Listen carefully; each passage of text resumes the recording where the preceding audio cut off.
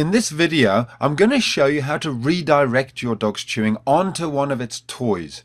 It's almost impossible to stop dogs chewing. They love it, and there's nothing wrong with it so long as they're not chewing the furniture or your possessions.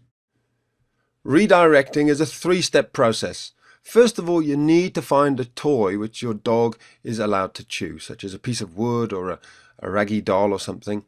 Then you take your dog by the collar, move it away, and thirdly, you give it the toy that it is allowed to chew.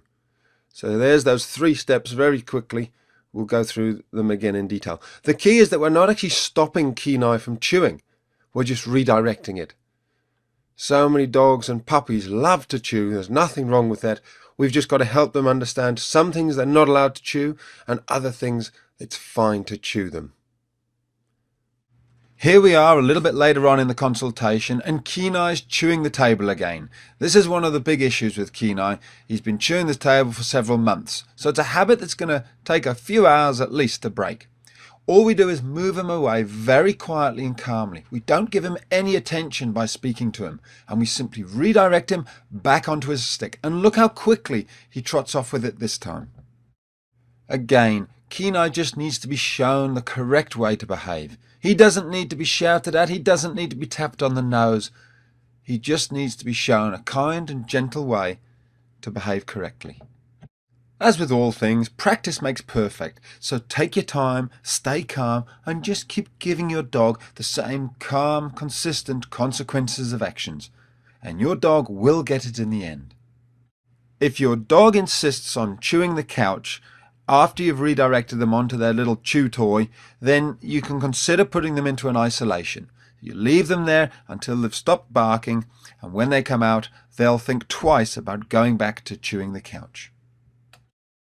Make sure your dog knows which toys are its to chew by putting them into its pen or handing them and saying, "This is for Molly."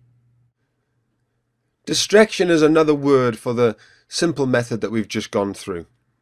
Of course, it's always better if you can actually move the things off the floor. Here there's some wire meshing and a box of nails lying on the ground. Gemma's getting stuck into them.